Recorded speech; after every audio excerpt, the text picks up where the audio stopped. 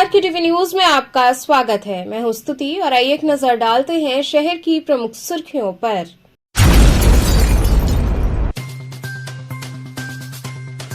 वाराणसी पहुंचे कृषि मंत्री सूर्य प्रताप शाही ने कृषि क्षेत्र में हुई उपलब्धियों को गिनाया।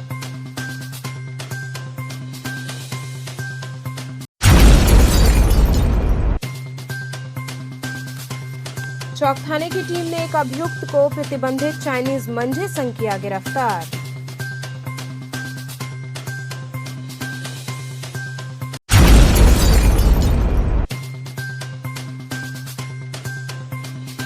ज्ञानवापी मामले में बयानबाजी से संबंधित याचिका पर कंडोलेंस की वजह से नहीं हुई सुनवाई।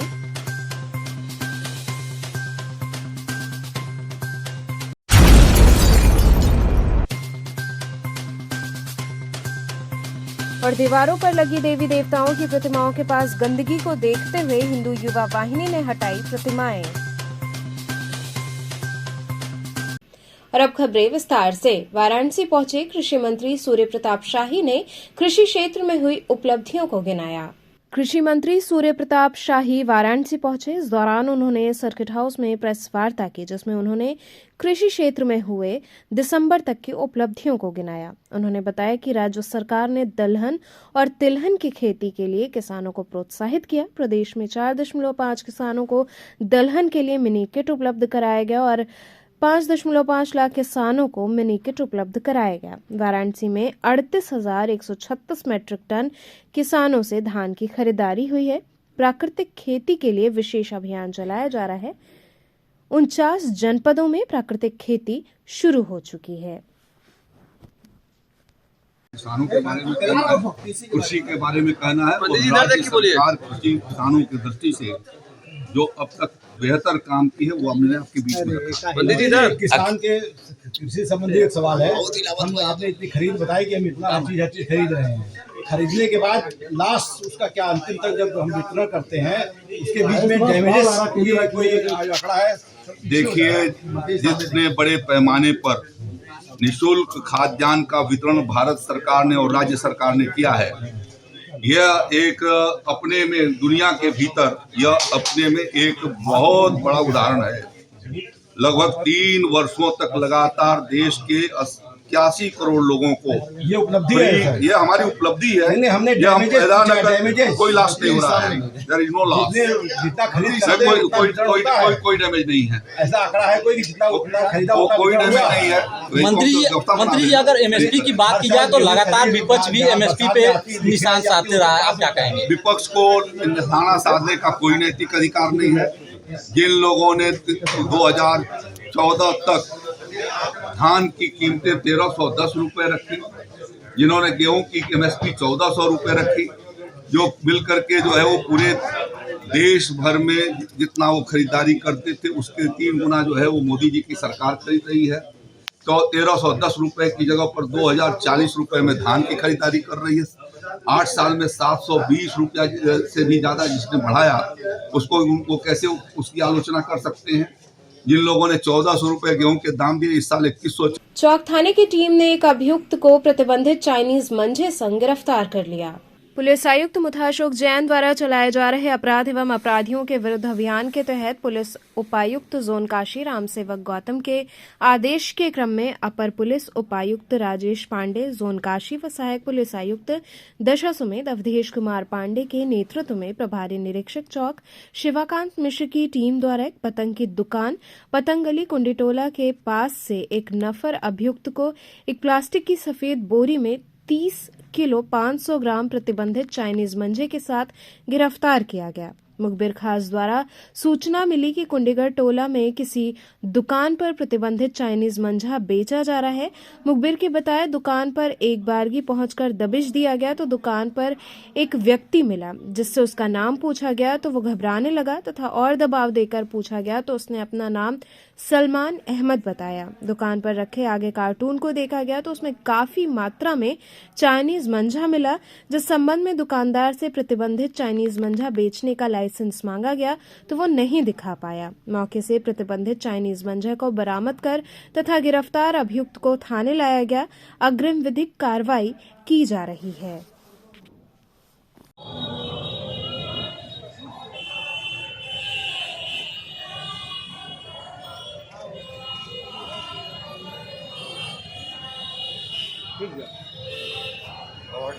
लेवा बनता जा रहा है, तो इसके लिए क्या प्रयास किया जा रहा है, कौन लोग पकड़े गए? लगातार प्रयास किया जा रहा है। सलमान नाम के एक व्यक्ति को दाल मंडी से पकड़ा गया है। वो लोग कहीं से लाकर माझा बेचते हैं। किसी भी पतंग की दुकान पर माझा आपको नहीं मिलेगा। ये लोग पतंग बेचते हैं, साधारण माझा बेच रहे हैं। चाइनीज़ माझा कहीं इधर उधर से लाकर इधर उधर अपने आदमी चढ़ करके उसको बेचते हैं।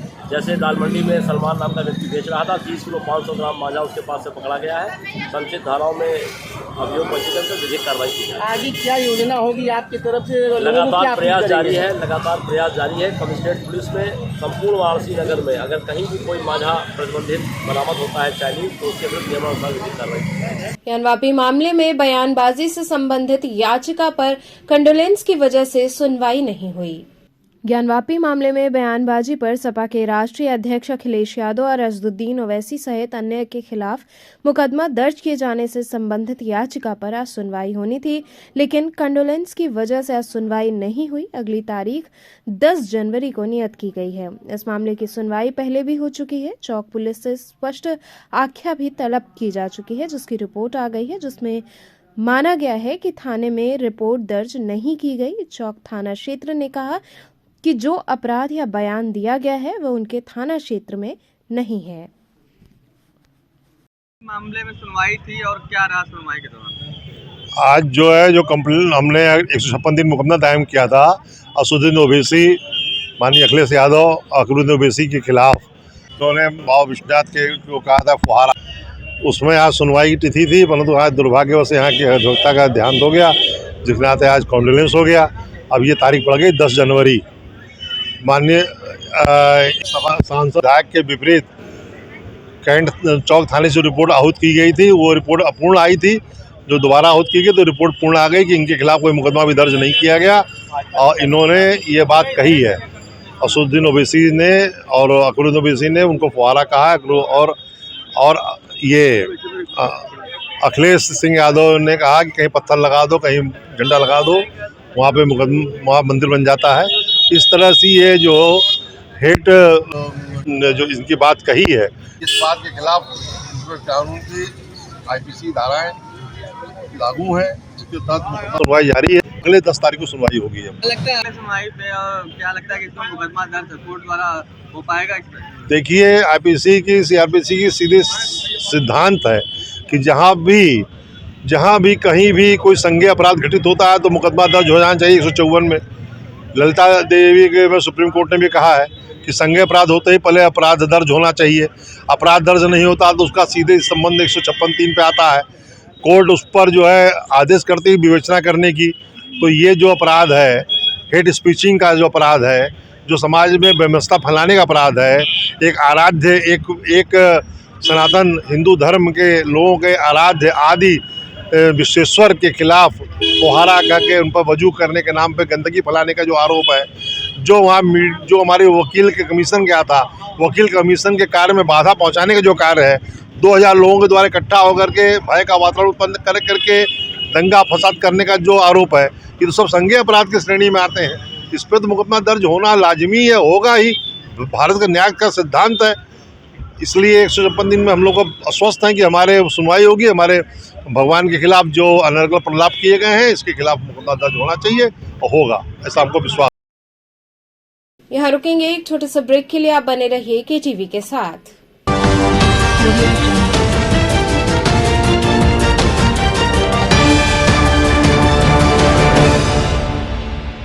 विद्यालय Senior Secondary School run by Bal Vishwavidyalaya, affiliated to CBSE New Delhi and NIOS HRD Ministry New Delhi. Play Group 2, Class 12 with Science and Commerce streams.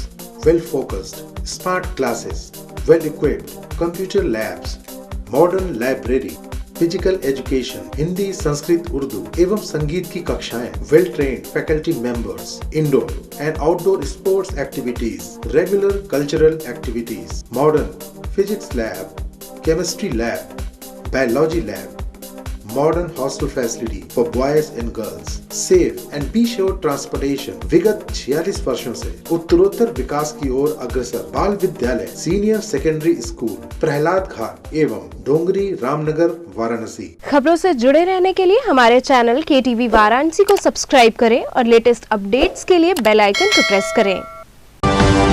audio jungle.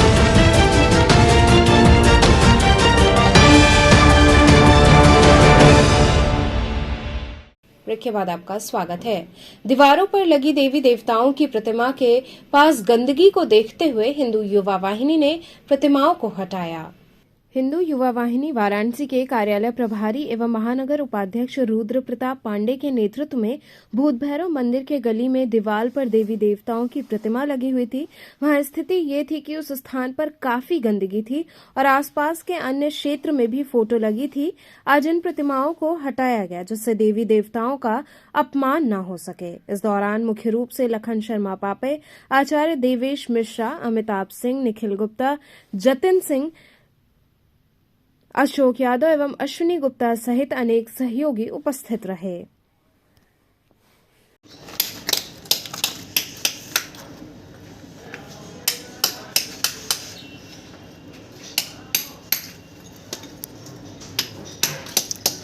Kashi नगरी भगवानन का नगरी है, उनके जो मंदिर में बिठा हुआ इसके साथ खाना रुके बदले मत लगवाइए। आप लोग तो रिक्वेस्ट है फिर से कर रहे हैं, नहीं तो बहुत दिक्कत हो जाएगा। अगर दोबारा लगा यहाँ से मुकदमा हो जाएगा आप लोग के खिलाफ। वो मजाक लगा था ना, जब हो जी तब समझ में आई। रुद्र जी, आज किस तरह की ये तस्वीरें हटाई जा रही हैं? आज जो है हम लोग जो है यहाँ पर बाबा भूत भैरवनाथ नखास लोटिया में गली में और भूत भैरव क्षेत्र के विभिन्न गलियों में आजकल एक ट्रेंड चला है। लोग जो है ये देवी देवता का टाइल्स लगा दे रहे हैं कि कोई वहाँ पर जो है पेशाब नहीं करेगा, थूकेगा नहीं, लेकिन जस्ट इसका विपरीत हो रहा है। लोग वहाँ पे जो है थूक रहे हैं और गंदगी कर रहे हैं।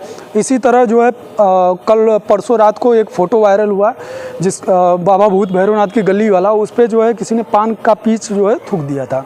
इससे हमारी धार्मिक आस्था को बहुत आहत पहुंचता है और जिस देवी देवता की हम पूजा करते हैं, मंदिर में जाकर चढ़ावा चढ़ाते हैं और व्रत रहते हैं, उपवास करते हैं, नहान करते हैं और फिर उस देवी देवता का गली में लगाते हैं, ये बड़ा ही गंदा है और इस सोच को बदलना पड़ेगा और हिंदू को अपने धर्म के प्रति जागरूक होना पड़ेगा। क्या कर रहे हैं आप लोग?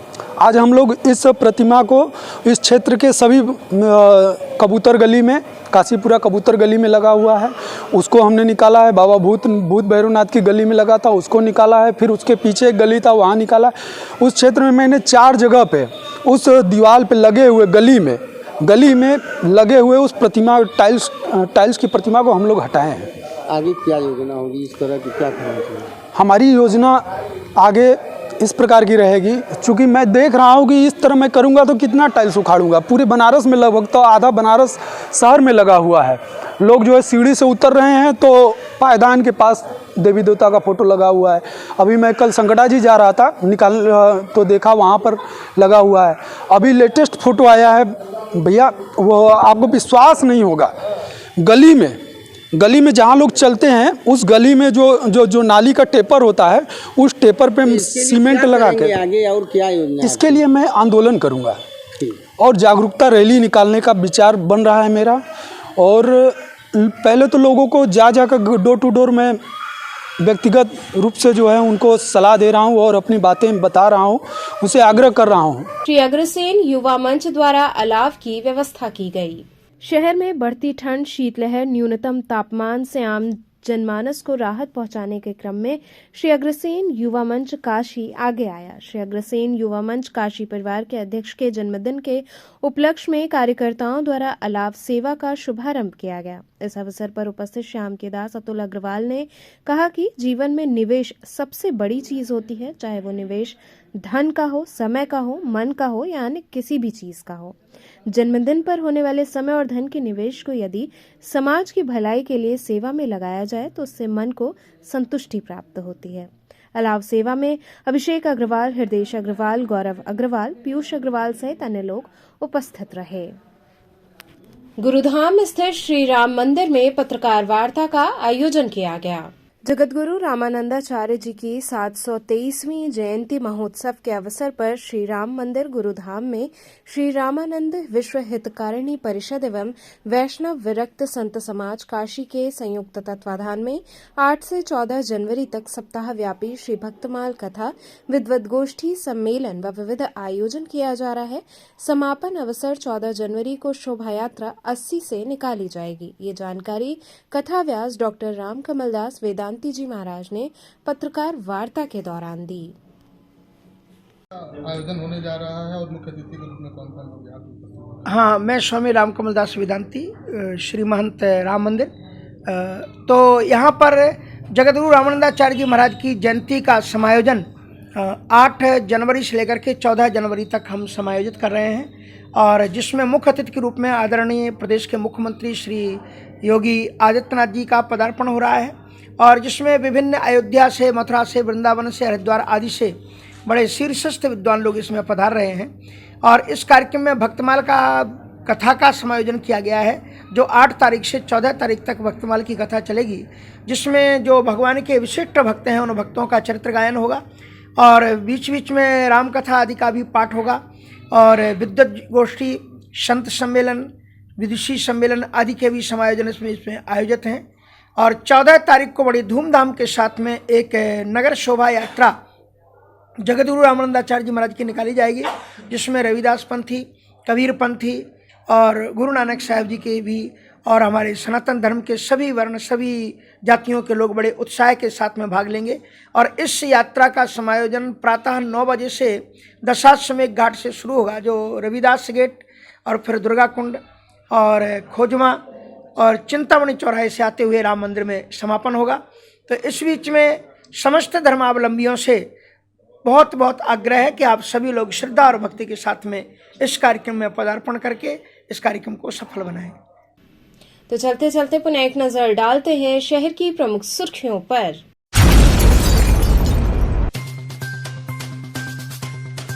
वाराणसी पहुंचे कृषि मंत्री सूर्य प्रताप शाही ने कृषि क्षेत्र में हुई उपलब्धियों को गिनाया।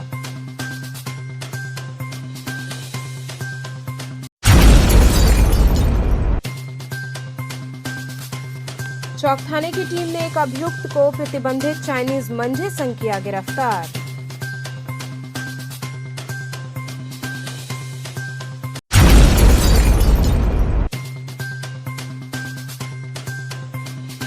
ज्ञानवापी मामले में बयानबाजी से संबंधित याचिका पर कंडोलेंस की वजह से नहीं हुई सुनवाई।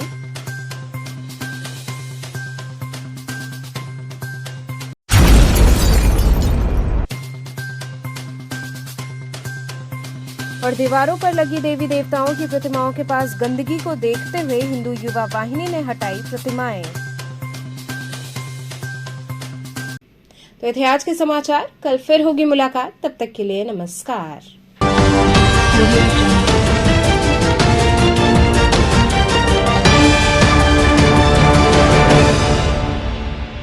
खबरों से जुड़े रहने के लिए हमारे चैनल KTV वाराणसी को सब्सक्राइब करें और लेटेस्ट अपडेट्स के लिए बेल आइकन को प्रेस करें।